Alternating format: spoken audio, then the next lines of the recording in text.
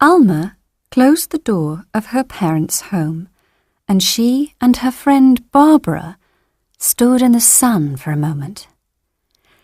"Your mother is so nice, Alma," said Barbara. "She said to me, 'We love to see Alma's friends. She wants me to stay for a week.'" Alma smiled. "She likes you, Barbara. You're a good friend to me, and my mother knows that," she said. She looked around her at the street. "After 6 years away, this city feels very different to me." Barbara smiled. "Yes," she said.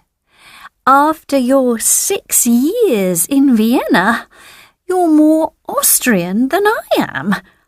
But everything feels different now. It's true. 6 long years of study, and now we're doctors." "And next month everything changes for you again," Alma said. "A new life in Salzburg. I'm really happy for you." "A new life, a new city, a new hospital," said Barbara. "It's a famous hospital too. I'm lucky to get work there." She turned to her friend. "But what about you, Alma? What are you going to do? Are you going back to live in Vienna again? Or are you going to look for work here?" "I don't know," said Alma slowly. "Before I can answer that question, I need to tell you a story, the story of Nina." They started walking to the river, and Alma began her story. "Nina was my little sister.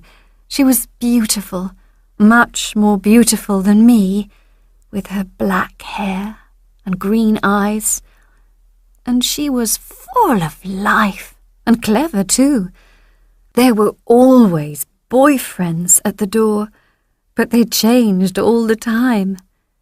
Then, when she was 18, she began to study at the university.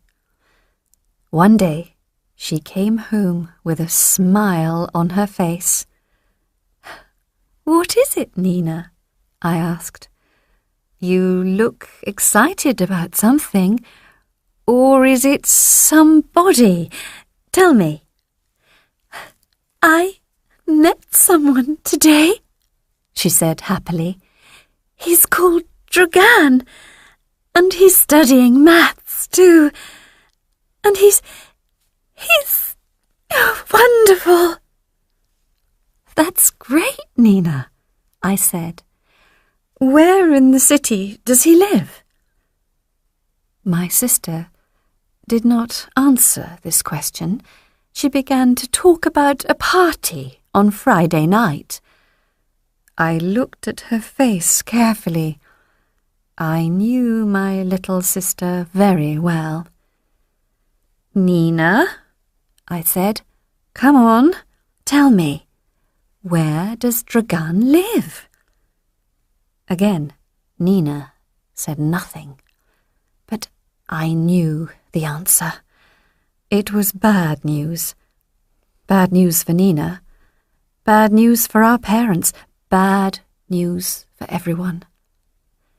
2 weeks later, Nina brought Dragan to our house. Dragan was tall and dark, with bright eyes and a quick smile. He loved Nina, and she loved him. We could all see that. Dragan had dinner with us, and then we had coffee and talked. Then my father spoke. "Dragan," he said, "your people are not our people." I looked at Nina. She was quiet and watched my father carefully, But she said nothing. Dragan looked worried. We live on this side of the river, and your people live on the other side, my father said. We have our places of worship, and you have yours. We are different. We have our ways, and your people have their ways. It was like that when I was a boy, and it is still like that now. Then he smiled. But we can be friends, he said. You are a good man, and my daughter loves you. Anybody can see that. Our door is always open to you, Dragan. Thank you, said Dragan quietly.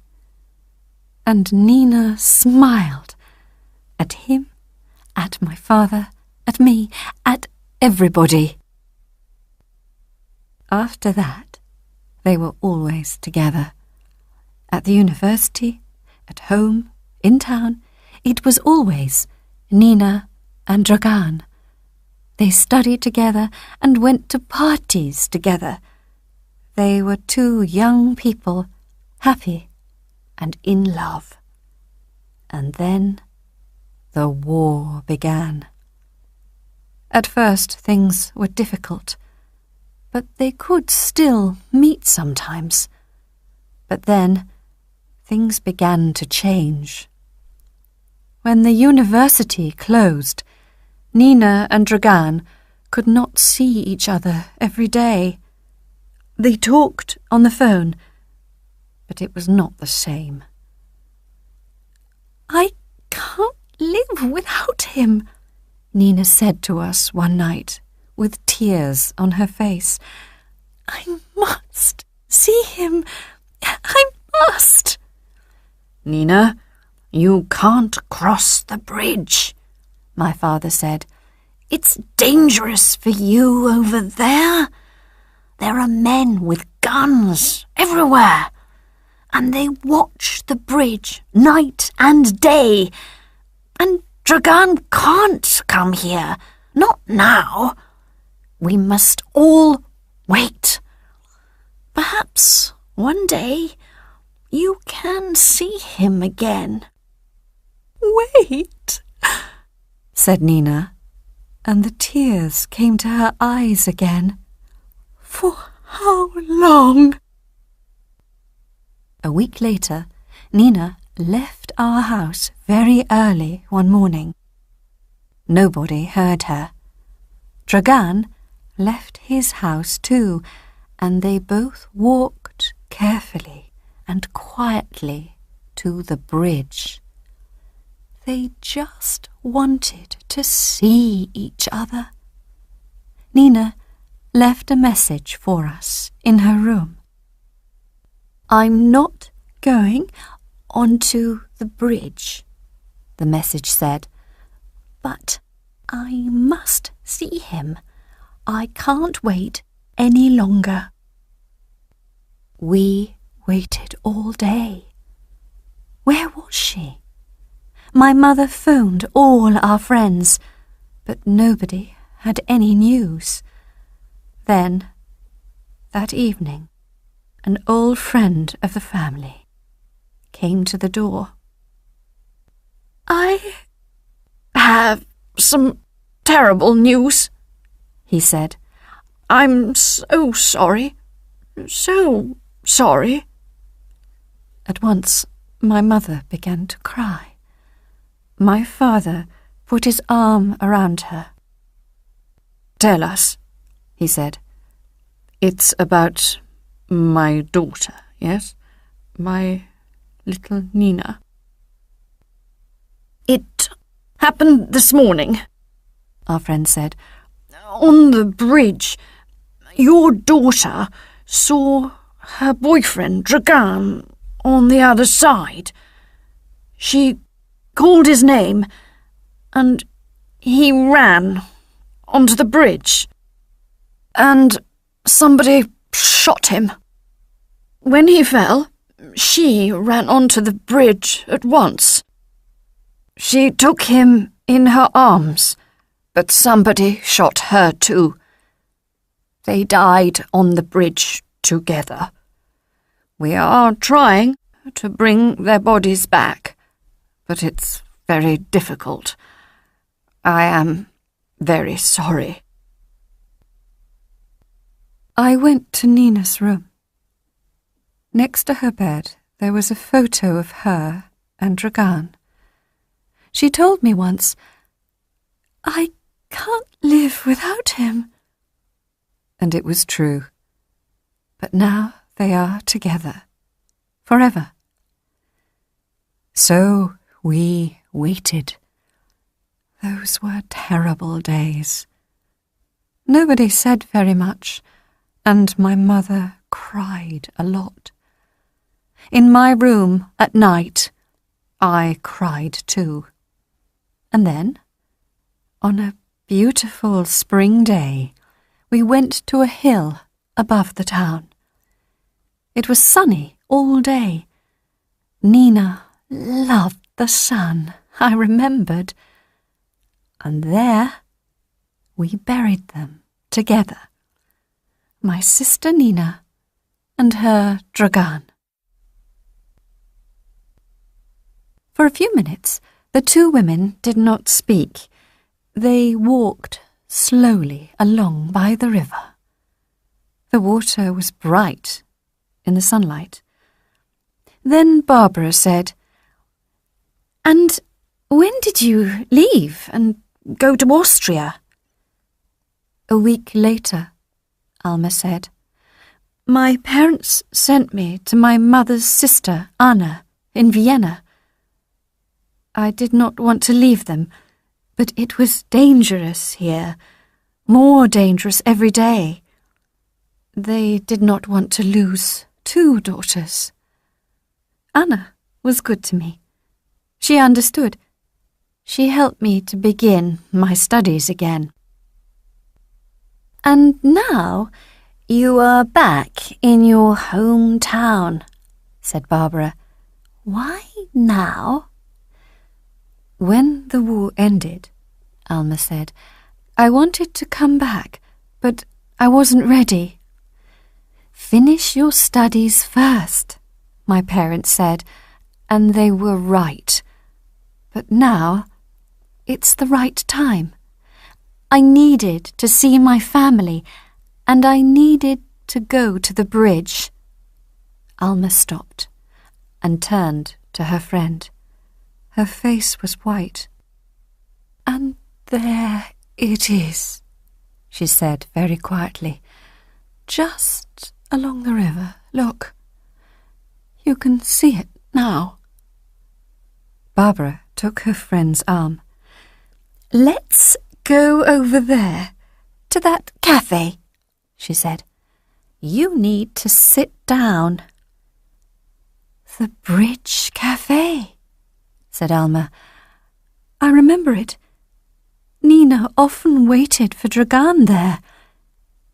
"Yes, let's go there. I feel close to Nina there." They crossed the road and sat down at a table outside the cafe. They both had coffee, and Alma began to look better. "Are you okay?" asked Barbara. "Yes, thanks," said Alma. "I just need some time. And some more coffee, perhaps." Barbara felt the warm sun on her face. "This is a difficult day for Alma," she thought. "But the sun's shining, and people are doing the usual things, working, driving around, shopping, talking, having coffee. Perhaps that can help her." Alma and Barbara had another coffee and watched the river.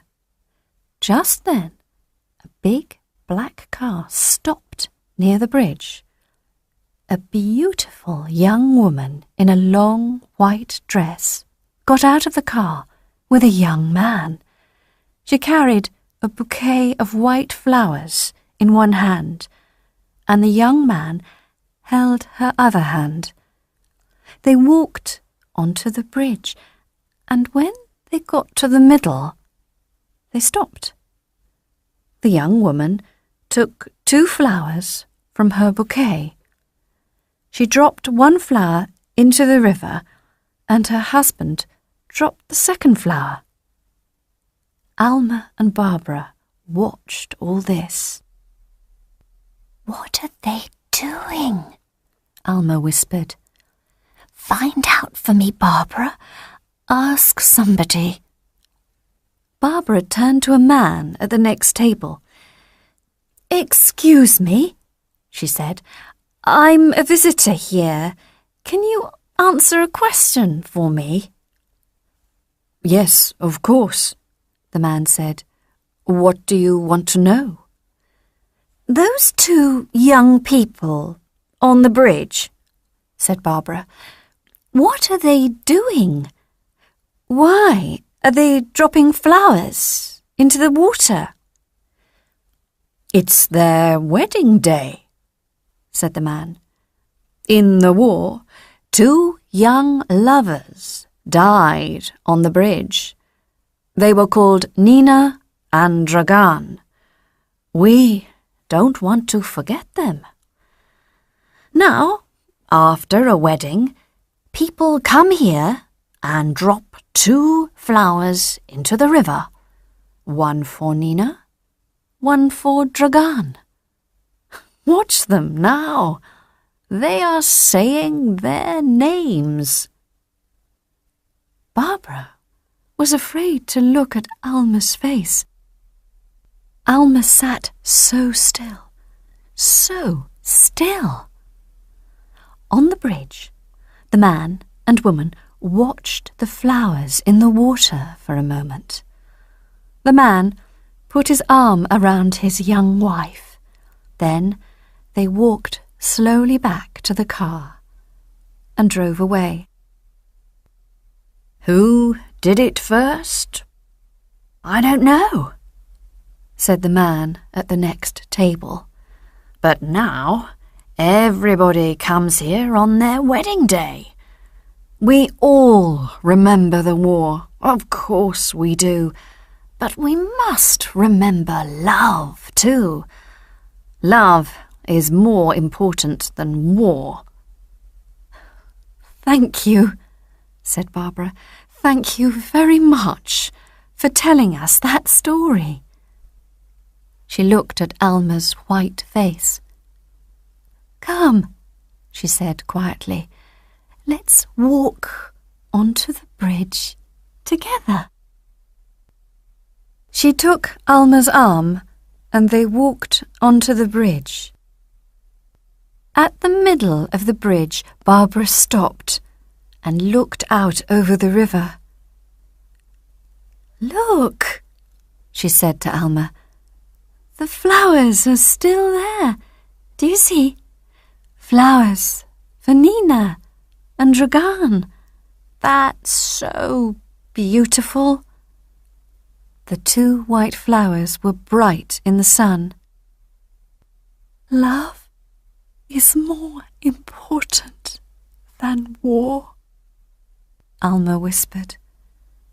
There were tears on her face, and she watched the flowers for a long time. Then she looked at Barbara and slowly smiled.